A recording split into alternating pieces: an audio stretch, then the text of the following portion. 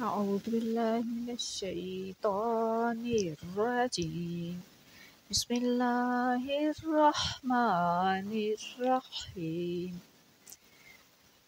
آج کا جو پوائنٹ ہے وہ ہے کہ کلام ایسا کلام جو بلا واسطہ انسان کی زبان پر نازل ہوتا ہے، اس کی زبان پر جاری ہو جاتا ہے۔ اور دوسرا آج کا پوائنٹ ہے کہ کلام ایسا بالواسطہ کلام، بلا واسطہ کلام جو آنکھوں پر نازل ہوتا ہے۔ تو ان دونوں کی تھوڑی سی تفصیل ہم پڑھیں گے۔ بسم اللہ الرحمن الرحیم۔ رب اشرح لی صدری ویسر لی امری واحلل عقدۃ من لسانی یفقہوا قولی رب زدنی علما اللہم فقہنا فی الدین۔ جی، آج کا پہلا پوائنٹ کہ ایسا بلا واسطہ کلام جو زبان پر نازل ہو جاتا ہے، یہ منفرد بھی ہو سکتا ہے اور مشترک بھی ہو سکتا ہے۔ یعنی الہام کا ایک ایسا طریق ہے کہ بعض دفعہ کان جو ہے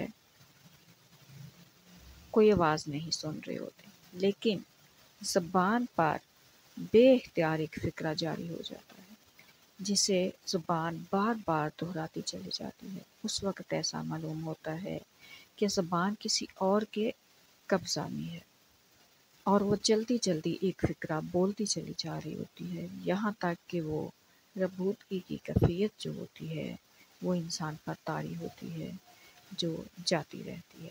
جو بندگی کی، ربودگی کی جو کیفیت انسان پر طاری ہوئی ہوتی ہے وہ ختم ہو جاتی ہے، مگر اس کے بعد بھی کچھ دیر تک زبان پر یہ تصرف یعنی کہ وہ فکرہ جاری رہتا ہے اور وہ جلدی جلدی اس فکرہ کو دہراتی رہتی ہے تاکہ انسان کو اچھی طرح یاد رہے کہ اللہ تعالیٰ نے اس پر کیا الہام نازل کیا ہے۔ ایسے الہام میں بھی کبھی بطور گواہی کے دوسروں کو شریک کر لیا جاتا ہے۔ اب دوسرا پوائنٹ آج کا کہ کلام بلا واسطہ جو آنکھوں پر نازل ہوتا ہے۔ کبھی اس طرح ہوتا ہے کہ اللہ تعالیٰ کا کلام آنکھوں پر نازل ہوتا ہے، یعنی لکھے ہوئے جو الفاظ ہیں وہ پیش کیے جاتے ہیں جن کو پڑھ کر انسان اللہ تعالیٰ کی جو منشا ہے، جو اللہ تعالیٰ چاہتا ہے اس سے آگاہ ہو جاتا ہے۔ یہ کلام بھی دونوں رنگ میں ہوتا ہے، یعنی منفرد بھی ہو سکتا ہے، مشترک بھی ہو سکتا ہے۔ کبھی تو صرف اسے کوئی لکھی ہوئی چیز نظر آ جاتی ہے اور کبھی دوسرے لوگ بھی اس نظارہ میں شریک کر دیے جاتے ہیں۔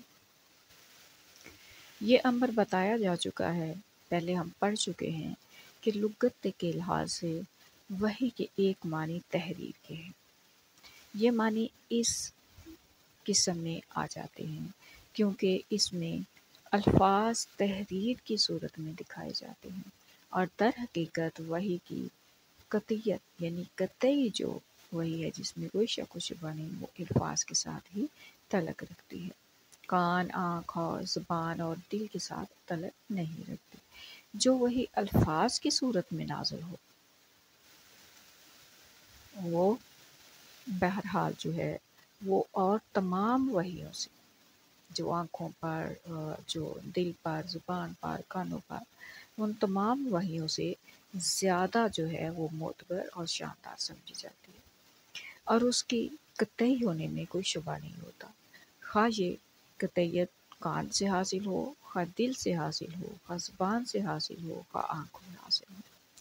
جس وحی کے متعلق انسان قسم کھا کر کہہ سکتا ہو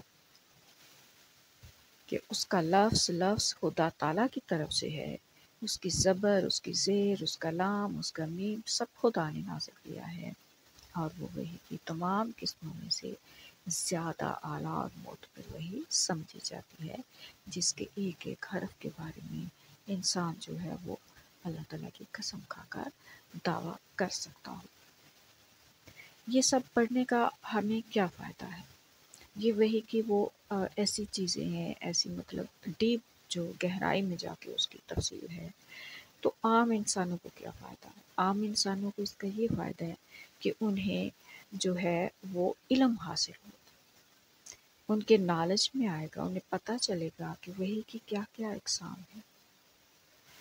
اور جو اولیاء کرام ہیں وہ ان سے اکثر گزرے ہوتے ہیں، تو انہوں نے اپنے تجربات کی جو ہے اس کی روشنی میں یہ سب لکھا تاکہ لوگوں کے علم میں آئے۔ اور لکھا کیوں جاتا ہے؟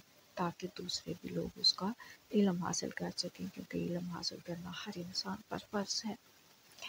اللہ تعالیٰ ہمیں قرآن کا بہترین علم اور سب سے بہتر اس پر عمل کرنے والا بنائے۔ آمین۔ السلام علیکم۔